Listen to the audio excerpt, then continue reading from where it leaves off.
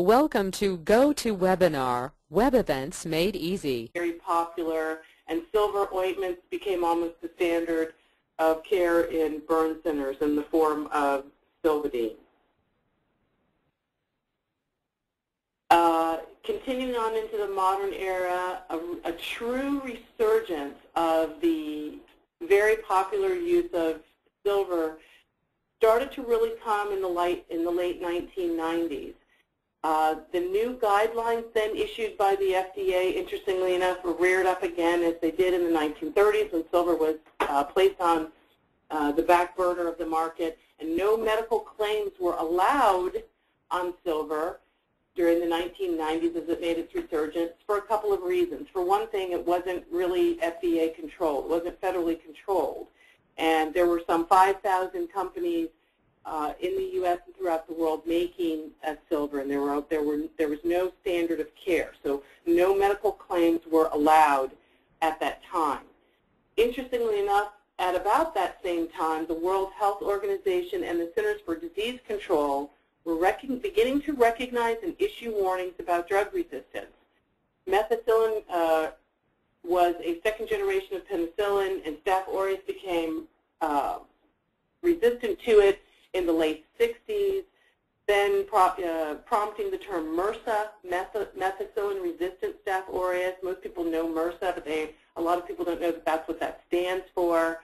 And the CDC and World Health Organization were both recognizing in the late 90s that drug resistance was becoming a real problem in our country. Engineered nano silver products were now being studied and proven to kill pathogens in very, very ultra-dilute solutions. We'll talk about why that's significant shortly. The manufacturing patent was approved for Silver Sol, which is what our products contain and which is what I'm going to talk to you about beginning in 2001. Moving on to today, minimize that for me.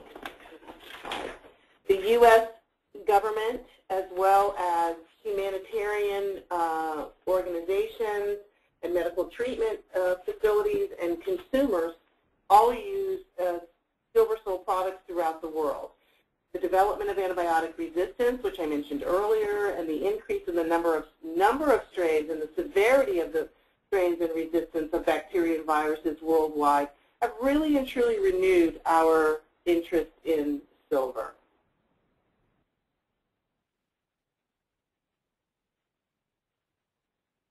Silver is often referred to as the penicillin of alternative medicine. It's known to be effective against bacteria, viruses, parasites, yeast, and fungus. The use of medical silvers is very well supported with laboratory testing, clinical-based evidence, and a growing number of clinical trials have occurred and are ongoing. I have been very involved in the last 6 years with a lot of clinical-based evidence for using medical silvers. Let me get this forward.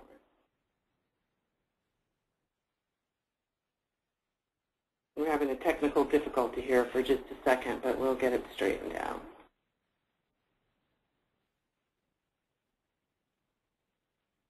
Here we go. So it's really important in order for you to understand the clinical-based evidence that we've done and some of the work that we've done.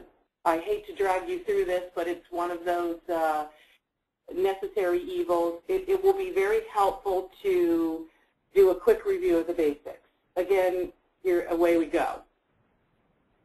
Silver, in and of itself, is a metallic chemical element with the chemical symbol Ag. So I want to just draw this is the periodic table of elements, and I want to draw your attention to the middle bluish-purple section and the number 47. One of the little bubbles is actually falling over it. You'll see the number of 47, which actually is the chemical number. It represents the number of protons in the nucleus, but we won't get into a chemistry lesson today. You'll see the symbol Ag, which is actually the chemical symbol for silver. The chemical symbol for silver is Ag because The name of silver is derived from the Latin word argentum, which in Latin stands for white or shining.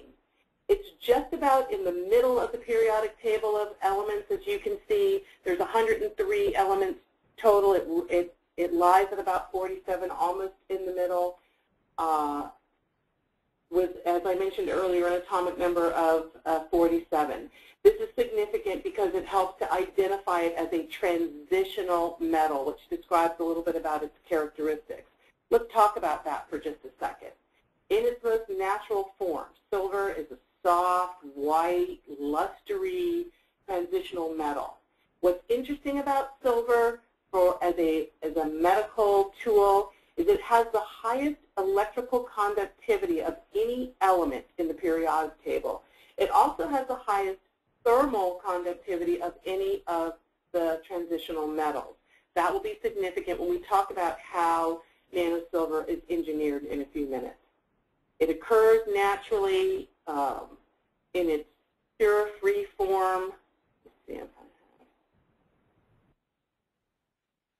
have. It occurs naturally, here's a picture of it, in its pure free form as an alloy. That just means it can combine with other metals, and as ores, meaning it can combine with other minerals. Frequently it pals around with copper and gold and other metals, and there are several different kinds of minerals that it develops as a composite of. Interestingly, most silver is produced as a byproduct of the refining of other metals such as copper, gold, zinc, lead, etc. Pure silver, let me get to my next slide. Pure silver is engineered into nanoparticles using a very specialized patented manufacturing process. A lot of people know that you can make silver at home in your bathtub, in your sink with low voltage batteries, et cetera, et cetera. That's not what this is, folks. It took 10 years to develop the manufacturing process that engineered this particle into a very, very unique substance. It required years of research and years of testing. This isn't your mother's silver. This isn't your bathtub silver. It's a very, very unique product. Okay, so now we've discussed the physical nature of silver. Let's just talk about nano measurements so you can get a little perspective on nanoparticles. As a unit of measure, a nanoparticle is incredibly, infinitesimally small. A nanometer is 1/billionth of a meter. It's almost unimaginable. It's 1/millionth of a millimeter. So a nanoparticle is only a few atoms in size. If you were to put this in perspective, if you were to compare the size of the Earth to nanosilver particles, the diameter of the Earth would be the same in a nanoparticle if the nanoparticle was the size of a basketball. So you're talking about the size of a basketball versus the size of the entire Earth. That's how incredibly small nanoparticles are. Nanoparticles average, for you geeky people like me out there that love physics and quantum physics and chemistry and biochem, physical chemistry, nanosilver particles average about 15 nanometers, which is about 0.015 microns. Again, to put this in perspective for you, that is about 5,000 times smaller than the diameter of a human hair. Small, small, small. Silver Sol. You hear us talk about Silver Sol products. For those of you that have listened to my counterpart, Dr. Gordon's lectures, we're always talking about Silver Sol because that describes the chemical description of our active ingredients. Silver Sol is actually, we use that trademarked term, Silver Sol, to describe a unique, FDA-approved, which is one of the things that separates us from other types of medical silvers, and patented group of nanosilver products that come in the form of both gels and liquids. The term Sol itself is a chemical designation for a pure mineral element. Remember we talked about it occurring as a mineral ore, permanently suspended in water. The silver's charge, the charge of the silver is transferred from that particle into the entire body of water or solution that it is suspended in. Hence, that's why it has the properties of a colloid. It's very confusing because it's not a pure colloidal silver. We'll talk about that in just a second. It's colloidal in the sense that it remains suspended in pure water because it's too small to settle out. I am frequently, that kind of segues into the next point, I am frequently asked how silver sol is different from other colloidal and ionic silvers currently on the market, and there are many, many, many of them. Silver sol preparations, in comparison to the other two, are manufactured using about 10,000 volts of alternating current. This is in comparison and contrast to 110 versus 10,000 volts or less of alternating current used to make colloidal and ionic preparations. The result of the process of using 10,000 volts in a true nanoparticle is this supercharged solution that actually has a different atomic structure than those I just mentioned. Silver sol products also contain measurable energies that are unique and not found in other silver products. The outer shell, imagine that a nanoparticle has 5 shells, and the outer shell contains these supercharged particles that are missing 2 electrons. What that means is it's affiliated with a certain positive charge. It's like a little magnet. That's the take-home point there. It creates a uniquely structured particle that kills pathogens in a very, very rapid fashion. A simple way I try to explain to people the difference between a true nanoparticle versus colloidal or ionic, that just in the aspect of the way the particles fire, imagine that you had a pop gun in one hand and a machine gun in the other hand. The unique structure of the outer energy level of nanoparticles are able to recharge and rapid fire like a machine gun versus other type of silvers that are kind of like a one-time firing pop gun. And the ability to reload and rapid fire are absolutely critical in killing any kind of pathogen, whether it be a parasite, a bacteria, a virus, etc., because of the replicative nature. In other words, they're replicating. Bacteria replicates over time. Viruses replicate very, very quickly. So if the enemy can regather while you're shooting one at a time and regroup, you're not going to be as successful as if you can level them all at the same time with something like a rapid-fire machine gun. This capacity allows the particle to kill literally thousands more pathogens at very, very dilute concentrations when compared to simple colloidal and ionic silvers.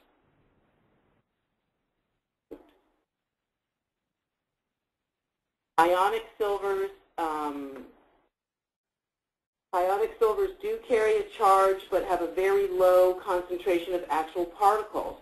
When compared to ionic silvers, there's usually only, when compared to nano silvers, ionic solutions usually only have about 10% particle load in their solutions and are mostly filled with charges which are neutralized very, very quickly and then rendered fairly ineffective.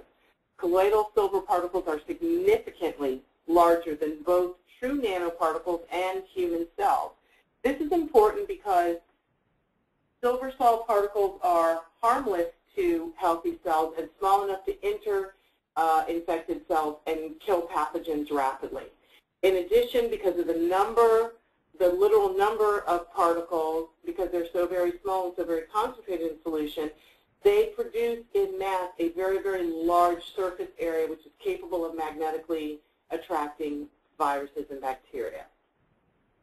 So now you can see pretty clearly that not all solutions are created equally and that silver sol is truly, truly a unique solution and very unique technology. Terminology is an issue. People get very confused over ionic versus colloidal versus metallic.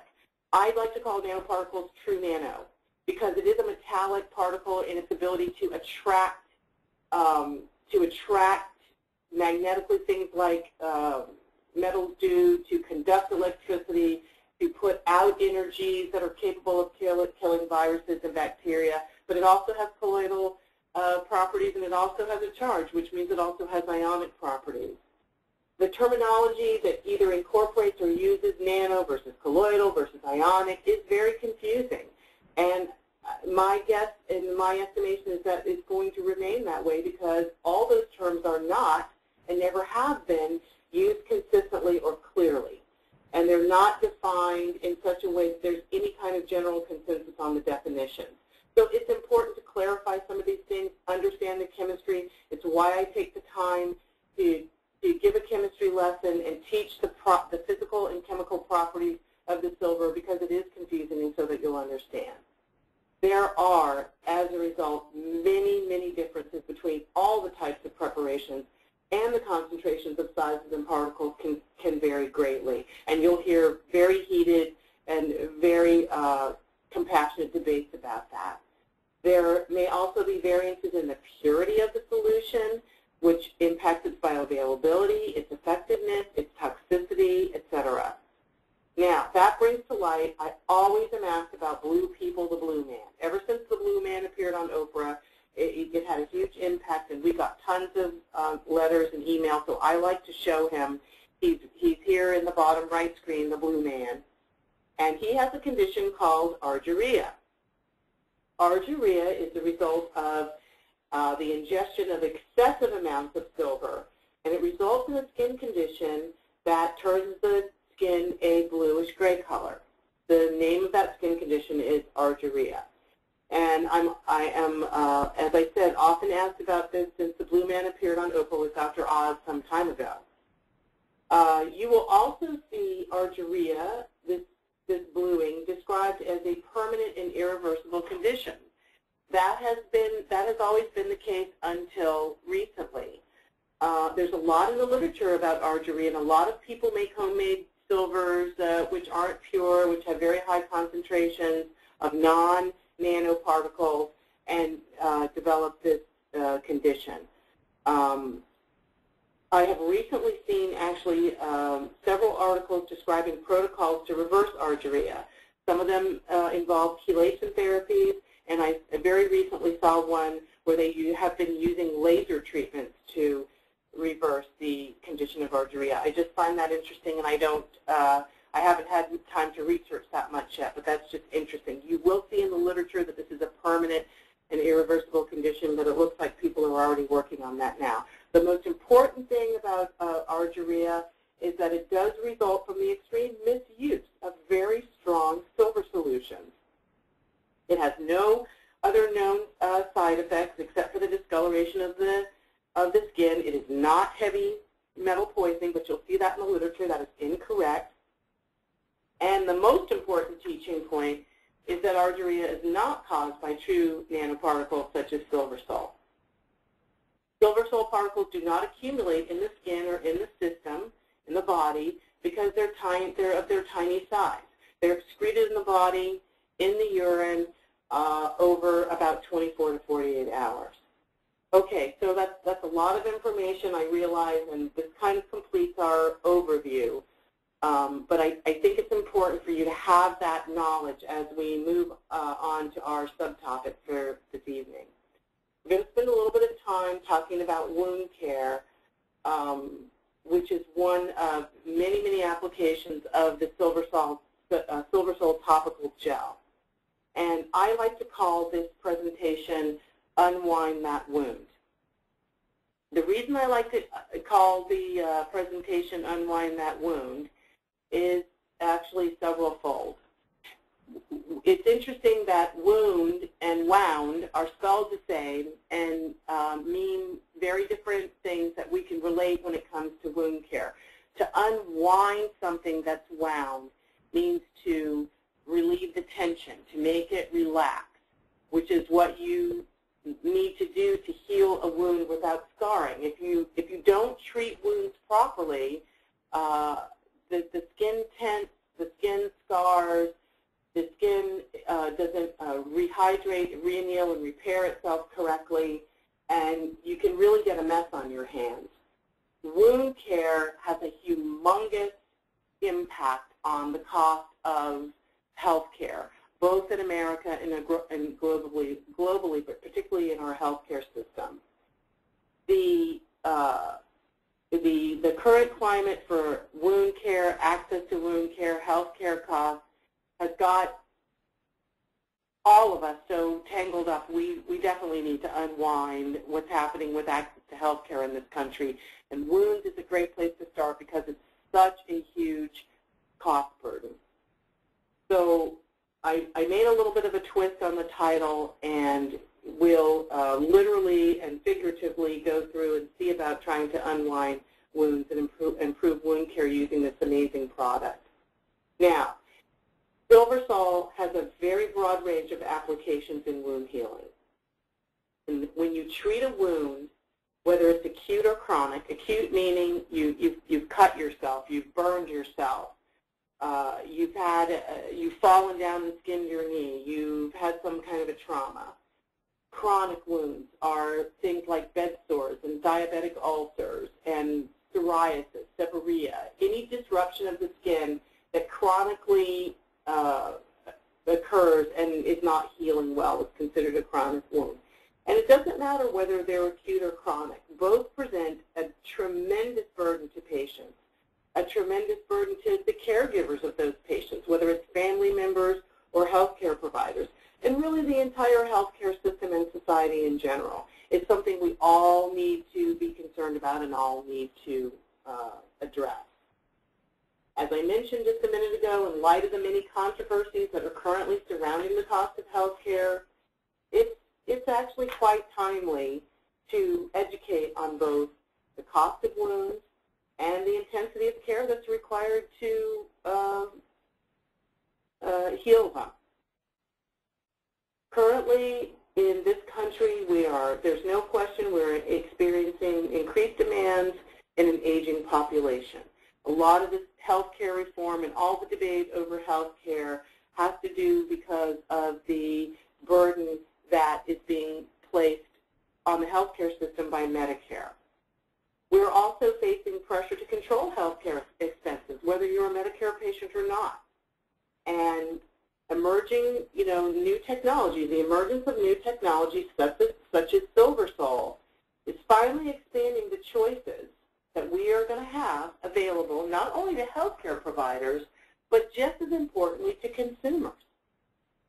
Let's face it, in this climate of change, quality and value for the money spent in healthcare has really become the primary focus of consumers, providers, and funders, whoever they may be, whether it's insurance companies or whether it's the government or whether it's a private pay issue. So here becomes now the challenge, transferring the science of something like nanosilver from the laboratory to the bedside and then into the homes of consumers, into your homes, is a daunting task. It represents a true paradigm shift. And in those 6 years, now going on my 7th year, that I've taken on this incredible Herculean task, it has been thus far probably the greatest challenge and yet the greatest privilege of my medical career. I've spent a great deal of time teaching and observing wound healing using SilverSol technology. And one of the reasons I love giving this lecture is because I believe that it will really facilitate this reemergence of silver in now a cutting-edge, ultra-dilute, and non-toxic form that we make available to consumers and that is affordable to consumers. All right, so once again, let's put a few things in perspective so we can move forward with our discussion. Go to the next slide here. Now we have our dollars flying away. A wound can be any number of things, but there are also some generalizations that can be made. If you are a human being, you've experienced a wound. Even if you're not a human being, you've experienced a wound. But especially if you're a human being, we're talking about humans tonight. So even if you live in a bubble, somebody cut your umbilical cord at birth and you got one of your first wounds.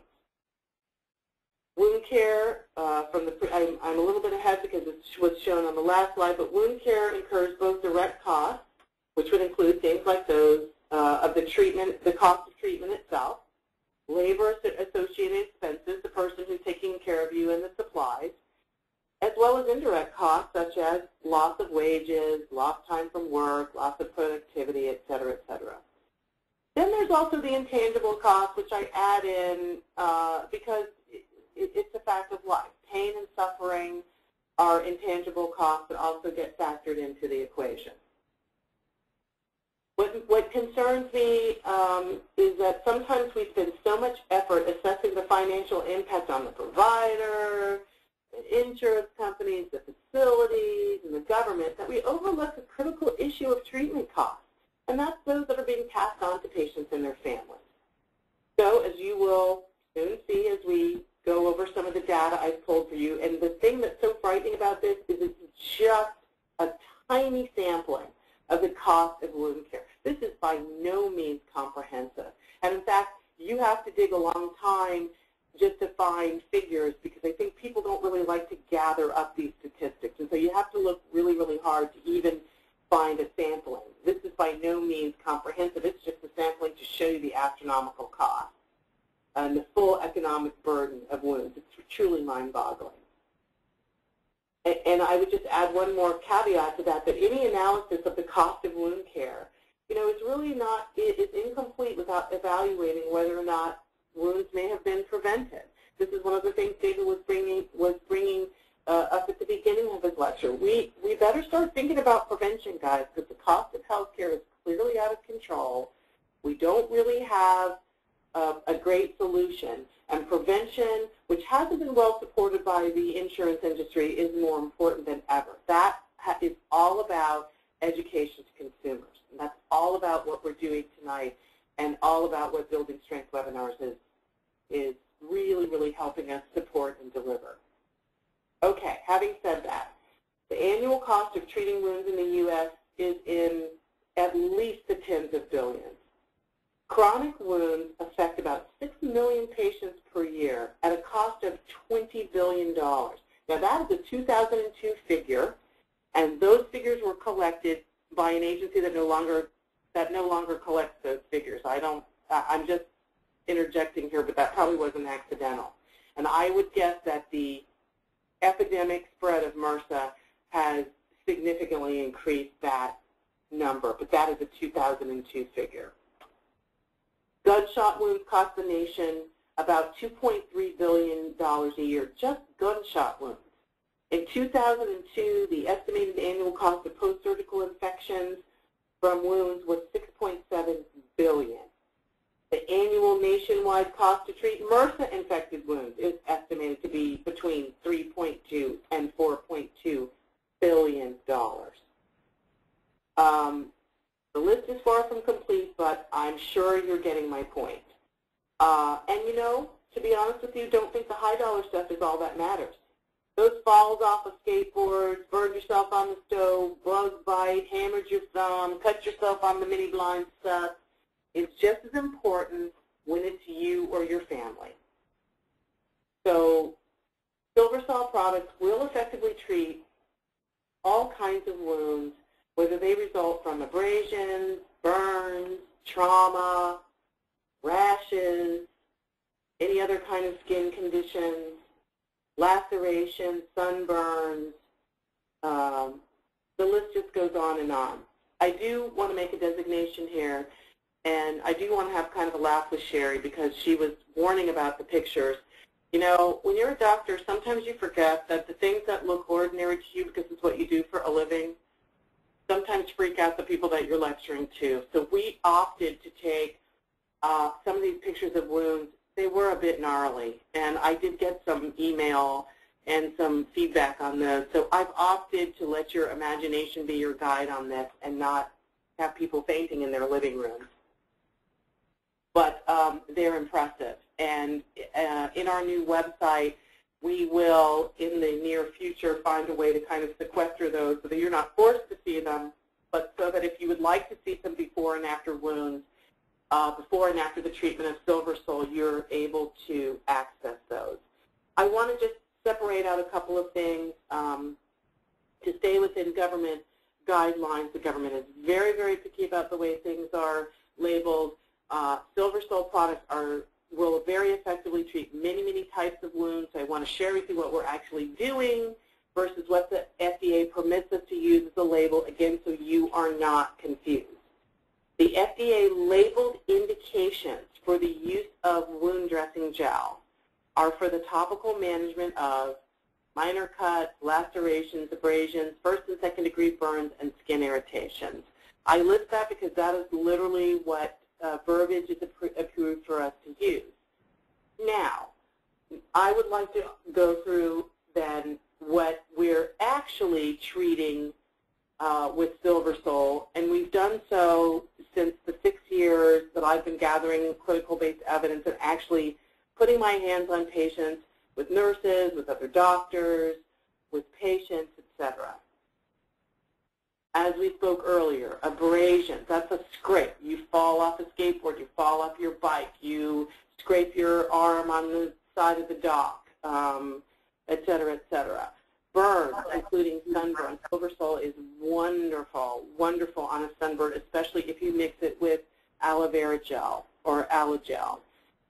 Insect bites and stings, I have 2 groups of divers, one group in California and one group in Florida, who absolutely love and carry Silver Sol gel in their dive packs, and we now have a protocol for jellyfish stings, which I don't know if you've ever had one. I got one in Jamaica just by a little bell cup jellyfish, and they're incredibly painful and very, very irritated wounds. We do now have a little protocol for that.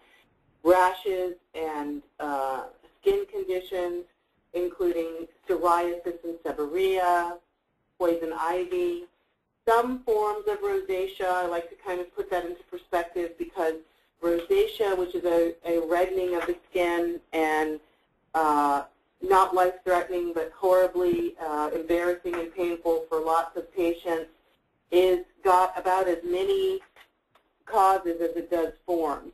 And some forms of rosacea respond really beautifully to the Silver Sol gel. Some forms of rosacea will respond well to the gel in conjunction with other topicals that are prescribed by the dermatologist. I mentioned diaper rash because I think the Silver Sol gel is probably the best thing I've ever seen used in my life for diaper rash, whether it's on a baby or an elderly incontinent patient who is diaper dependent. We use it on both males and females in the perineum and in babies. I can't tell you the number of grandmothers I've had tell me that it's the best thing they've ever used on a baby for diaper rash, and it's all that they use. That's, as you know, very, very sensitive skin.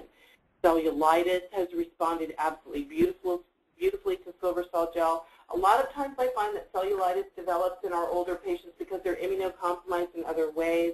And truthfully, in a patient who has severe cellulitis, that's just a weeping, angry swelling. It almost looks like elephantiasis if it's in the ankles and feet with kind of a scaly, oily skin on top of it. It seems to respond better if the gel is applied topically and the liquid is taken internally. I've just had great luck with this. I've healed patients with chronic cellulitis that have had no improvement in their cellulitis or minimal improvement over a number of years.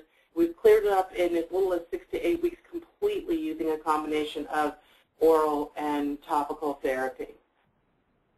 MRSA infections, my personal favorite protocol. MRSA is how I initially was introduced to Silver Sol technology many years ago. We didn't have the gel initially. We only had the liquid, and we, at that time, sprayed the liquid on wounds and gave the liquid to patients internally. We now, for MRSA infections, give the patients, if they're severe, we'll give them liquid internally. We'll use the gel topically, and some patients who are having some response to antibiotics, we've left all 3 and had very, very rapid resolution of MRSA by using simple antibiotics, particularly sulfa drugs if the patient's not sulfa allergic. as well as liquid internally, and then wherever the wounds or the insult or disruption of the skin is, the gel is applied topically to the skin. I use the gel a lot in wound care nurses who, I'll tell you, for the wound care nurses that are out there with these really sick patients, particularly in long-term care facilities, nursing homes, those type of things, a significant number of them become colonized with this bacteria, and by having them spray their nose with the liquid or put the gel in their noses and putting them on a teaspoon of the liquid a day. What happened to my slides?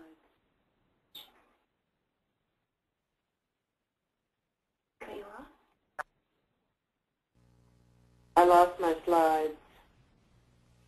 Hi, Doc. Can you hear me? What happened? Yeah, it shifted. I have no idea. Tell you what, why don't I just take it back from you? I'm sorry, what was that? I'm no longer the presenter. Yeah, we need to make her back the presenter, David.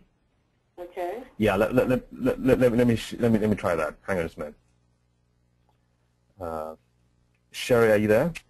Yeah, I'm here. Hold on, I'm trying to do it as well. Could you take it back to yourself, or? Yeah, just a moment. Okay. You can give it back to me if you want to. Okay. All right. Let me see if I can make Cindy center. Okay. Another one should pop up again. There we go. I'm back. All right. Good. So I was, so the chronic colonization with MRSA, even not just wound care nurses are not the only risk, but there are certain people that get MRSA infections over and over again because they're chronically colonized and infected. We put either the gel or the liquid in their nose in spray form, put them on a teaspoon a day, culture them nasally or follow their cultures until it resolves. We've had an unbelievable success rate with that. Skin tears, pretty self-explanatory. Radiation injuries, very, very interesting. We have several radiation oncologists who report that the radiation injuries and the soft tissues of the mouth and the nose and places where people have radiation, it is a form of a burn. About 75% of the patients reported really significant and rapid resolution of the discomfort from mucositis and radiation burn injuries. And we're very proud of that, and we'd like to do a lot more clinical-based evidence on that. Diabetic and stasis ulcers, we're just making booming progress with that, and I am in the midst of doing quite a few in-services in the state of Florida as well as in Utah for our wound care nurses and home health nurses, and great success there. Same for pressure sores and stomatitis as well as graft sites. I had an amazing result with that with my own sister-in-law who had a resection of a cancer, a soft tissue muscle cancer. Her doctors in Boston were just blown away at how her graft site healed. Graft sites usually heal from the outside in. The silver actually allowed it to heal from the inside out, and it took beautifully.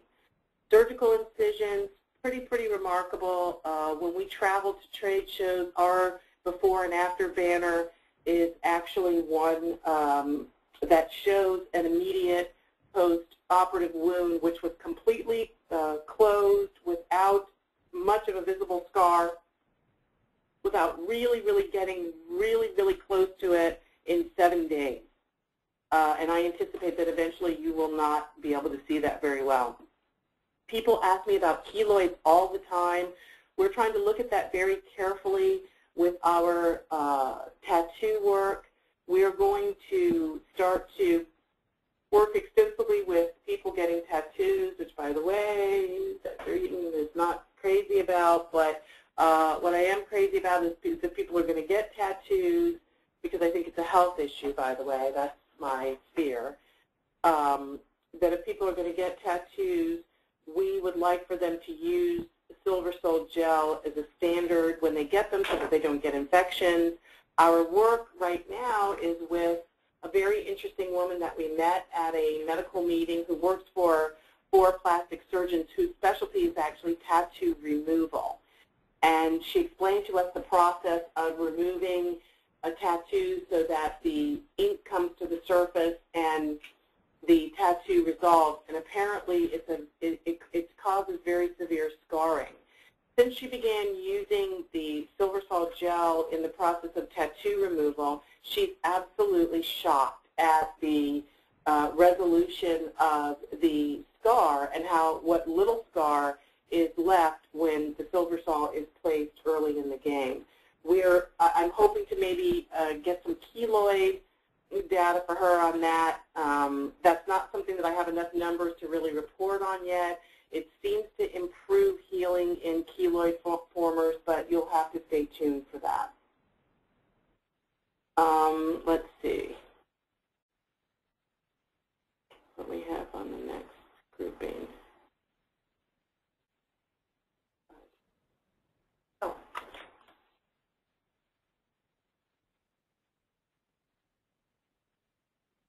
Is it not moving? Okay, so those are some samples of things that we're actually using the gel in, that we're gathering more clinical-based evidence. We have several thousand patients already clinically based. There's clinical trials going on all over the world. There is a human safety study. We have 23 safety studies in animals.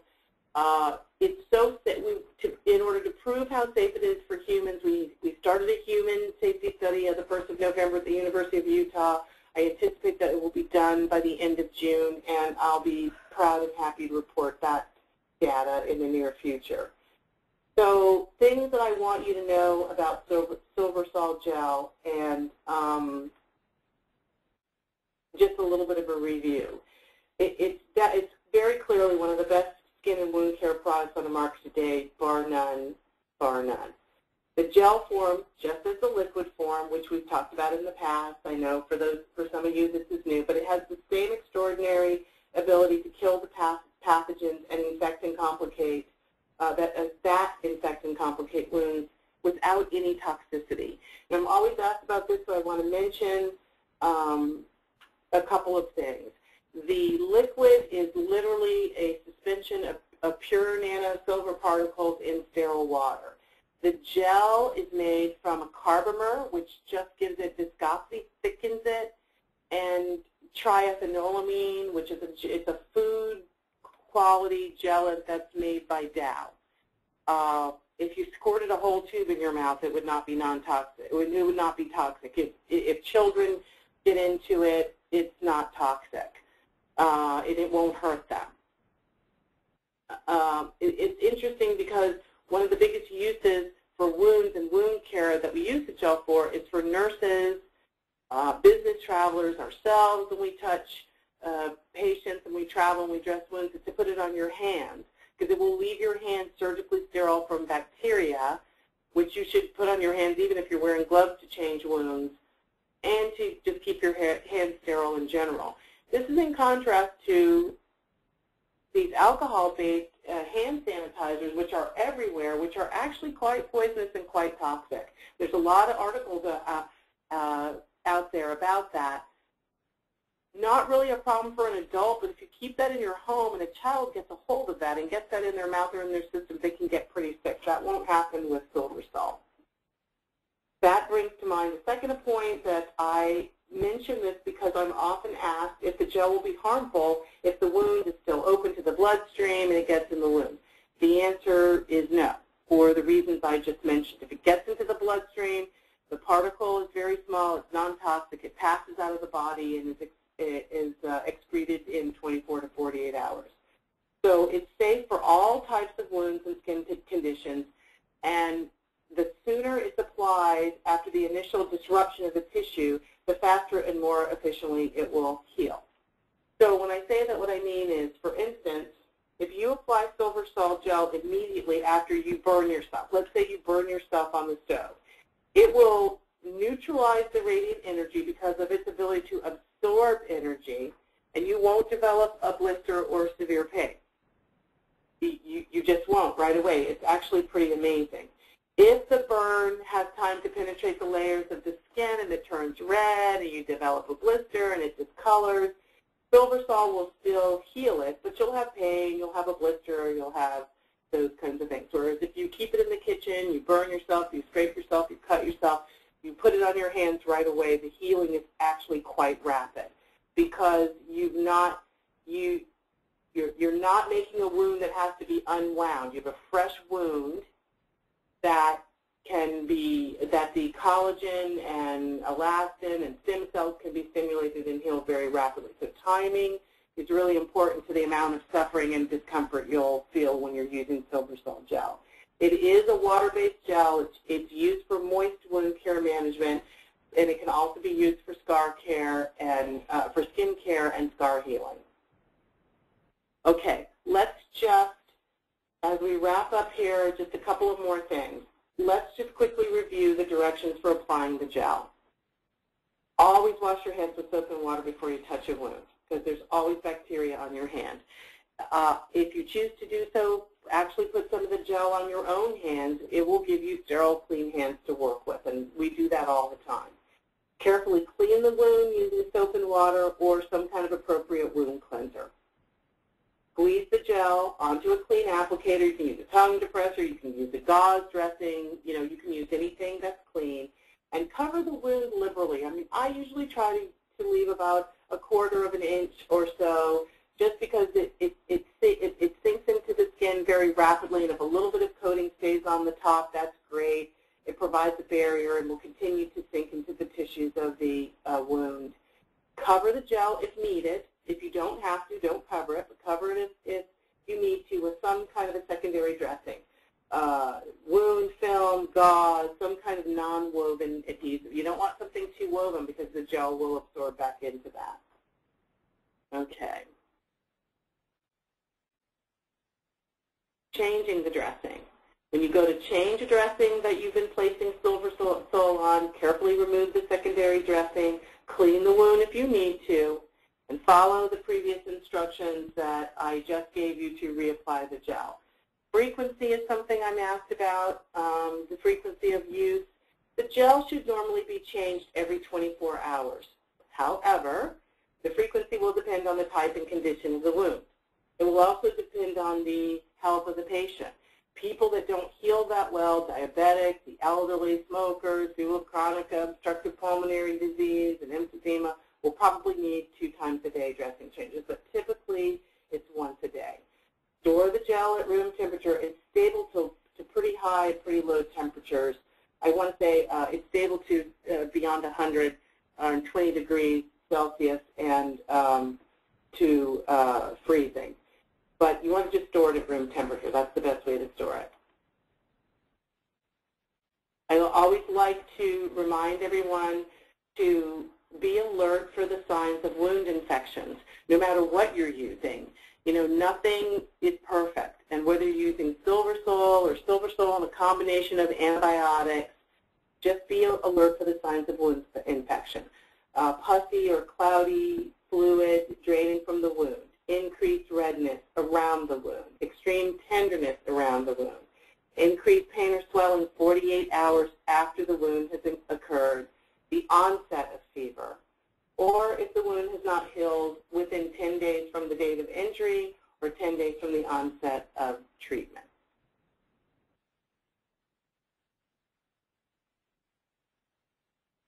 All right, just a few final thoughts, and then I'm going to turn it back over to Dr. Ajabati. The 21st century, folks, has placed unprecedented demands on all of us. I mean, I think we can agree on that.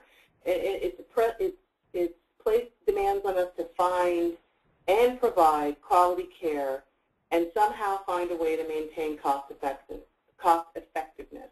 We're still in the early stages of aiming leading-edge technology, such as Silver Sol, at consumers, at all of you, as a way to help achieve that goal.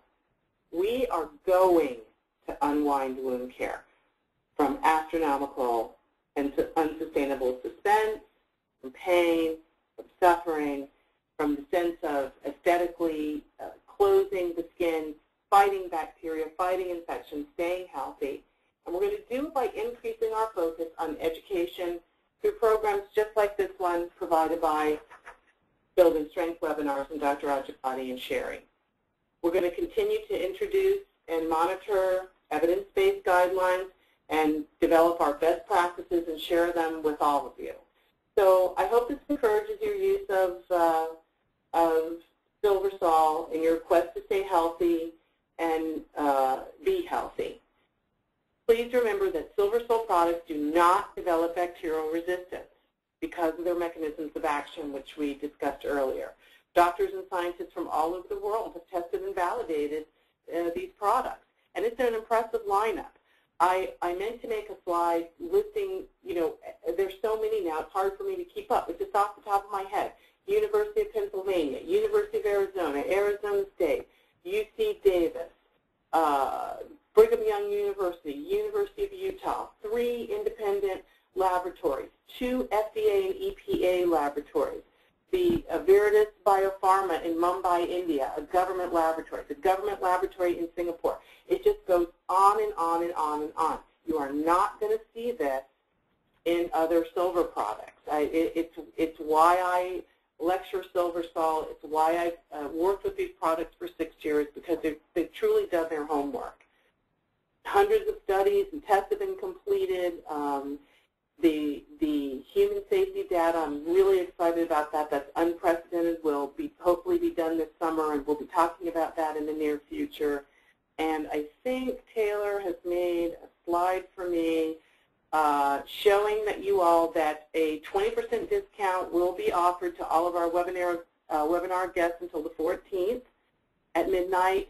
And there's the information, the contact for more information and ordering information. So having concluded with that slide, I'm going to turn it back over to Sherry and Dr. Ajabadi for our closeout. Well, thank you very much. Can you hear me, Doc? I can. Okay, great. Another excellent presentation. You know what? But I really wish you had shown those gnarly pictures that you were hiding from, or you were trying to save us from viewing. We're going to put them on the website so the brave of heart can access them anytime they want. Okay, good idea.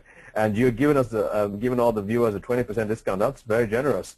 Do they have to send in a code or anything, or they just have to contact us, send them, just email their order? How's that going to work? They go online and place the order. The discount will be automatically applied. They just go online and make the order, and the discount will automatically be applied. Okay, excellent. All right, thank you very much, and thank you, Taylor. No need to put in a special code, or I'm taking my marching orders from my genius marketing director, and she's like a Keebler elf. She's magic. It will happen. That's right, and someone was asking about the logo and the website and all that, and how we do have to give Taylor, who is the ProBioSales marketing director, some credit here, shouldn't we? She's the director of marketing and sales. She's a genius. Say hello, Taylor. She can just say hello. She just overhauled the entire website. I don't know if you had a chance to go and look at it yet. It's fabulous and very, very user-friendly. Well, great. Taylor, you want to say a few things there about where people should go on the website? Yeah, it's go to proviso.com and go to the Order Now page, and the discount will be applicable until tomorrow at midnight. If you have any questions, you can just use the contact form to send us an email, and that will come directly to me. Excellent. Thank you so much, Taylor. All right. The funniest thing people will ask you, I was looking at the website with someone who is interested in coming and buying product and putting it into their system, and he asked me about being able to see the label very, very clearly when you go to the website. And when you go to the order page, you will see that you can click on the actual picture of the tube or the bottle, and it will enlarge to allow you to see every detail. There is an 8-ounce liquid, there's a 1.5-ounce gel tube, and there's a 4-ounce gel tube. And the reason for the 1.5-ounce gel gel tube is because our business travelers and our wound care nurses love the gel so much. The wound care nurses wanted something small enough to put in their pockets because they put it on their hands as they go between patients. The business travelers wanted something, as well as I live in Florida, and so I take care of a lot of professional athletes that train here year-round. And my athletes who travel extensively and my business travelers wanted something they could take on the airplane because they don't check their luggage. You get their tennis racket and their overnight bag and their briefcases, and they hop on the plane. So we created that 1.5 ounce tube so they had something that could get through security and go in a carry-on. Good idea.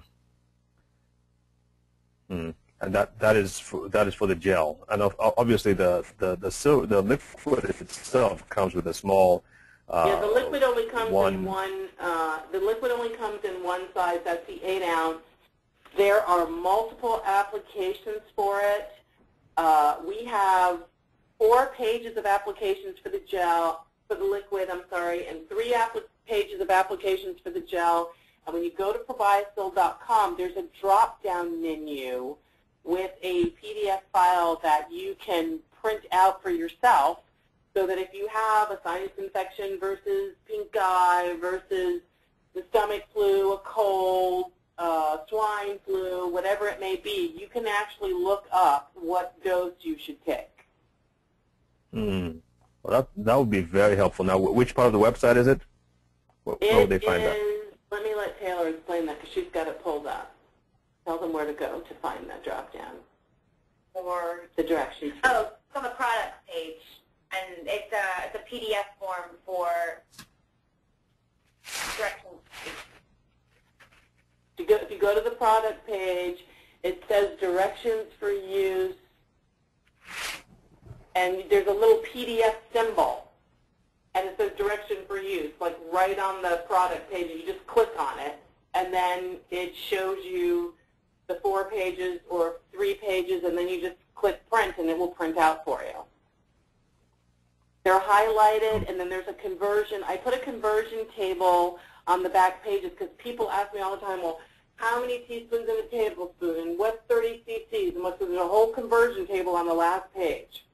So that when you come stumbling up, coughing in the middle of the night, and you don't want to think, and you want to take your little dose, you can just look it up, turn to the last page, and you'll know exactly how much to take. Excellent, excellent. No, that's definitely very helpful. Okay, well, let's take some questions here. Sherry, anything that sticks out here? We have quite a few, though. Okay. You want to take it?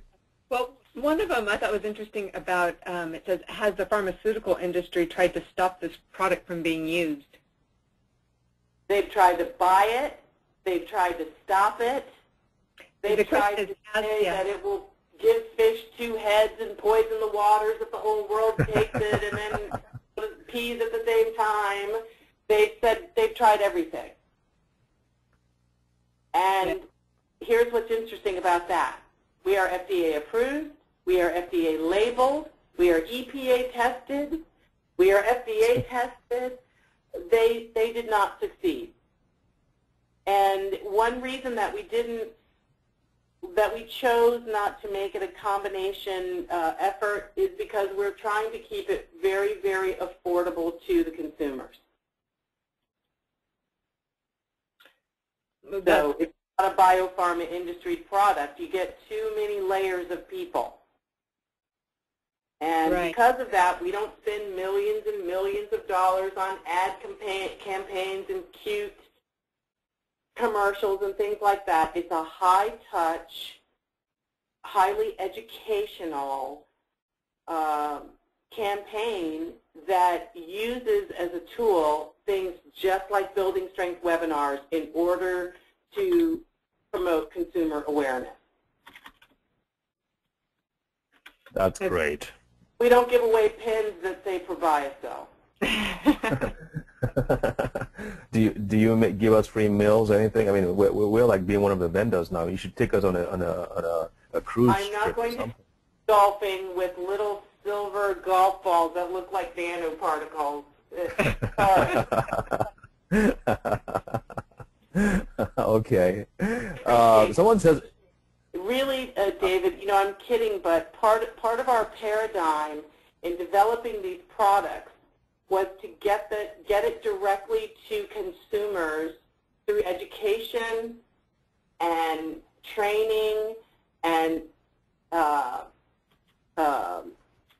traveling to trade and medical shows to avoid lots of middle layers and to let the cost of the product get away from us. I mean, that's what's the matter with our system now.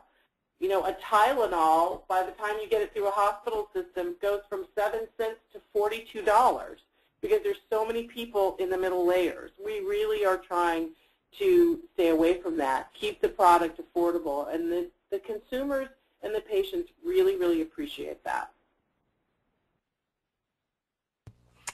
all right, we got a question here. Have you had success with stretch marks and marks left from chicken pox? I'm asked about stretch marks a lot. It's kind of in the same category as keloids. I think if it's stretch marks that have been there for a long, long time, I'm not sure how much luck we're going to have if you don't combine it with something else. One thing I've recommended to women or men with stretch marks from weight loss or after pregnancy or something like that is to try to mix it with something like Mederma or something that's over-the-counter that's actually meant for scarring. Cocoa butter is not one of them, but Mederma is, and gosh, David, there's a newer product besides Mederma called Kelacote in combination with the silver that I've got some women trying, and we'll see how that goes. Scarring from chicken pox is, again, if it's soon after the chicken pox occur or if the silver is placed on them when they occur, you probably won't have a scar. If they've been there for a long, long time, not really sure what will happen there. Okay. Great question. All right. Yes, very much so. Can you help us purchase this? Obviously, that has been answered. Is Probio Silver Sol the same as the Silver Sol technology of Silver Biotics from American Biotech Labs? It is. And that Silver Biotics, actually, that's my picture on the box, by the way. On the box? On the box of Silver Sol, there is a picture, which is the picture you're looking at right now. That is me with my quote. Oh, really? It's the same product. Okay. Okay. Wonder about safety of nano products after hearing Dr. McCullough's interview, and the person gives a website, an HTTP link. Assuming nanosilver is a nanoparticle, is there a toxicity risk? I think you covered that, but you want to address that some more? The answer is no. A true nanoparticle, and again, I can only speak for Silver Sol. Not other things people are calling nano, but Silver Sol particles are not toxic. Here's here's something interesting about that.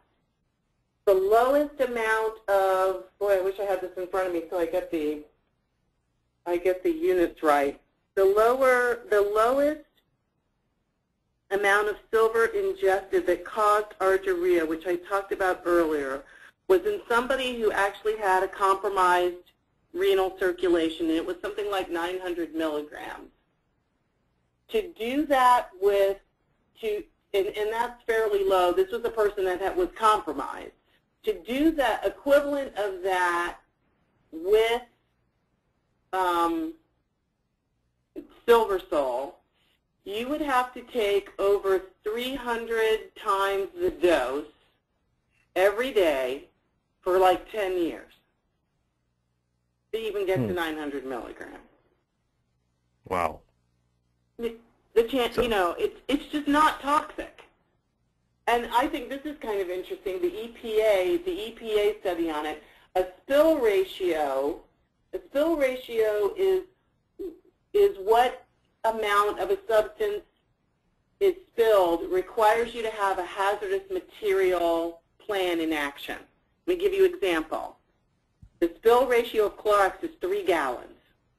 If you and Sherry have your store set up on Main Avenue and somebody crashes their car through it and hits your shelf of Clorox and more than 3 gallons of it spills, you have to get everybody out of the store. You guys have to put on gas masks and you have to clean it up because chlorine fumes are hazardous.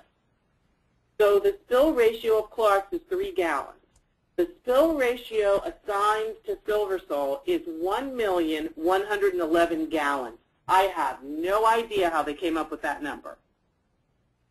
But it has to be like a drowning risk, I guess. I mean, 1,111,000 gallons, that's 9 super tankers full of Silversol. So in other words, no risk whatsoever. Off of Louisiana instead of oil. But anyway.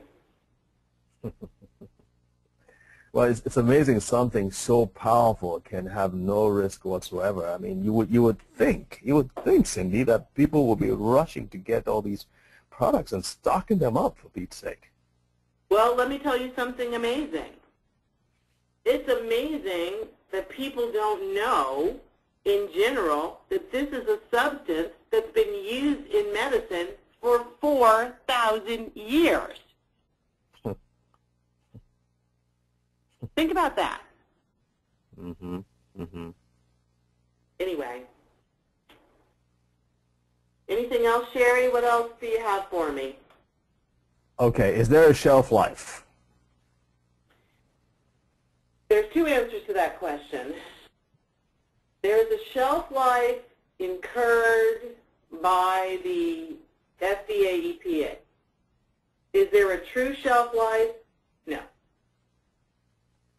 The only thing that will happen to Silversol over time, it doesn't spoil, it doesn't rot, it doesn't settle, but it will turn a little tiny bit yellow as it over time absorbs a bit of life. The government forces us to put a shelf life on it. Is there a true shelf life? No. Which brings an important point too, because I mean, you just said it only comes in an 8-ounce container. Now, some people might want to put it in a smaller container, but not realize that light can destroy it or can make it ineffective. So you probably have to. Would you want to recommend it? It does not make it ineffective. Sorry? It just so go ahead. It doesn't become ineffective if it's exposed to light. It just changes color. Really? So so the reason for the dark bottles is just so it doesn't change color then? Right. Okay. I thought sunlight made it ineffective. Okay. So if someone wanted to just get another spray bottle and pour from the 8-ounce bottle into a spray bottle, that it doesn't have to have it doesn't need to be in a dark container. Is that what you're saying? No, it's just that if it's not in a dark container, it'll change colors. Okay. And the reason that we protect from that is because we're always telling people it's clear, it's odorless, it's tasteless, and then people will say, well, it's yellow. It looks like urine. I don't like that. Okay. Okay. In fact, in Indonesia, they wanted to find a cheaper way to ship it. They love it there. They love it there around Singapore, Indonesia, those parts of the country. And they took the silver and they dehydrated it down to crystals. So it wouldn't be so expensive because it's heavy. With water, it's very heavy because it's very dense. They dehydrated it down to crystals and it formed these tetrads, which went right back to the normal silver again when they got it and rehydrated it back. Very interesting. Yeah, I didn't even know that was possible with nanoparticles. It forms a little quaternary compound that if you look at it under an electron microscope, they aren't actually touching. They affiliate with each other because, remember, they're electron-loving. They've got that 2+ charge. and then they've got the electrons in the outer shell. The quantum physics and the quantum mechanics is very, very interesting. Huh. Interesting. All right. Are there plans to increase the size of the bottles? There are. There are plans to increase the size of the bottle, and a 16-ounce family size is probably coming. Great. Great. So another question. Do you have affiliate marketing available? What kind of marketing?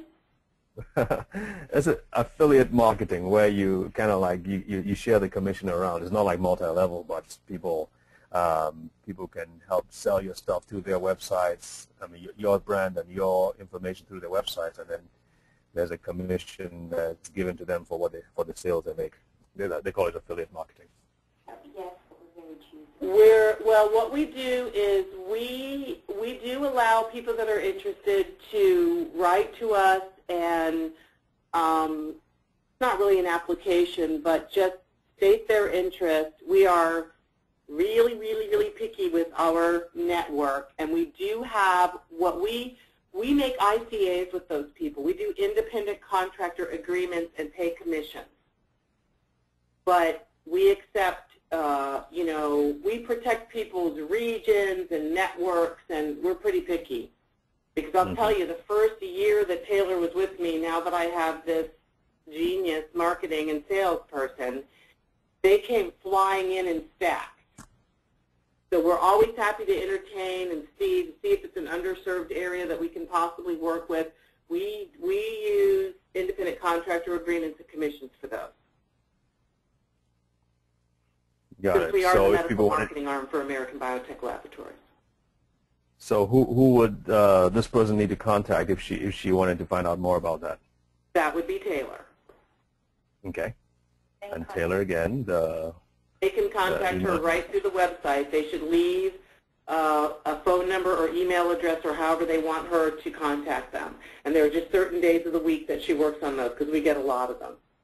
Which I don't want to discourage anybody. I mean, if you really think that you can bring a network and carry the volume, we love to hear from you. That's a direct email through the website to Taylor, and she'll do the follow-up on that. Great. And really, because this has been such a, I tell you, I wish we could shout this from the rooftops. This liberating, wonderful information. So because this is so important, and because we didn't have too many people attend, what we're going to do, folks, and you can spread the word out, is that we're going to replay this for the next 24 hours. So it's going to be on our website probably from 12 midnight tonight. So people can go to our website and watch this presentation again, and just let everybody know that it's free. You don't have to pay or anything. Just go ahead and just go to the website, which is buildingstrengthwebinars.com. And again, the discount will be available till midnight tomorrow. And someone is asking, is it 12 a.m. EST, the same as midnight Eastern Daylight Time tomorrow evening? I tell you, these things are so confusing. Okay, what's the deal here? What's the difference between Eastern Daylight Time and EST, Eastern Standard Time? Is there any difference here? Same thing. It's the same thing. EST, okay, so, EDT, it drives me crazy too. Same thing. I feel your pain. Oh my gosh! I mean, we keep getting emails from people saying, "Okay, what's the time in Australia? What's the time in what's this?" And I'm like, "Hello, listen. I come from a country where we only have one time zone. This makes it a lot less complicated, for Pete's sake." Okay, so it is Eastern Standard Time tomorrow, 12 midnight, when the discount will end. Okay, and Dr. Eaton, I think, David, that what you're going to find is you're going to find the same thing that I've found. We're going to repeat these webinars and gather more folks every time. Does that mean that Taylor's sitting by the online shopping cart waiting till midnight to change the price? Are you crazy? That is dedication, Cindy. That is dedication. Taylor's there probably thinking, nobody's paying me that much. That's funny. Okay, well, I just wanted to mention again, Cindy is going to be doing a couple of series for us, folks. We don't know when the next one will be on, but we'll keep you posted. However, Gordon Pedersen, who actually will be doing a presentation, which will be sponsored by ProBioCell. So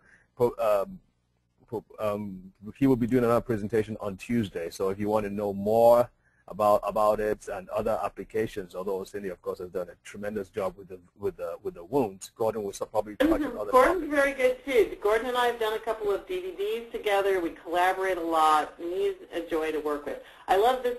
This picture is from the night that the product won most innovative medical invention for the state of Utah, and Gordon looks like he's just about to shoot an episode of Gunsmoke.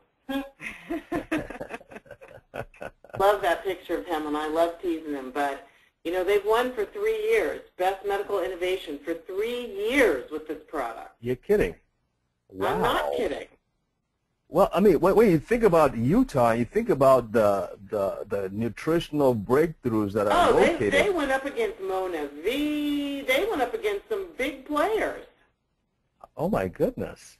That is commendable. That is commendable. We have a lot of fun with our lectures. You know, we love it. We love to demo it. We love to teach patients about it. Gordon is he's really a brilliant guy. So, you know, I'm glad that we're getting a chance to educate, and we'll do it again. We'll do it again. Right. Oh, well, you better, Cindy. It better not be next year. That's too long. No, it won't be. I feel so bad that it took a year, but, you know, look what a year it's been. I mean, I've been so busy with research and the silver. There's so much interest, malaria. There's malaria trials ongoing. People are looking at HIV and hepatitis. There's so much happening. And I've just been so busy. But now that I've closed my practice, it's going to be much easier to come back with you on a more regular basis. So it won't be a year, I absolutely promise. I'm hoping that we can do this again over the summer. Oh, good. Oh, I appreciate that. Okay, one more question. Someone is asking about zeolite chelation, and I guess they're wanting to know how this works with. You know about zeolites by any chance? I think that's another company. I don't know much about chelation. That's all actually pretty new to me. There's a lot of interest in it in the American Academy of Anti-Aging Medicine. There's a lot of lectures on it. It's becoming very popular. Heavy metals, especially mercury, is a big deal for people, you know, having chronic fatigue type syndromes and things like that. So I know there's a lot going on with it. I don't have very much expertise, though. Got it. We've actually had a couple of people do presentations on that. But who knows? Gordon might know a thing or two about it, so he can explain that on Tuesday. All right. Well, this has been wonderful. Absolutely wonderful. And yeah, we did have transcripts of your first presentation available, where you really went into more history and the different applications in addition to wound treatment. So if you need to know about that, just let us know.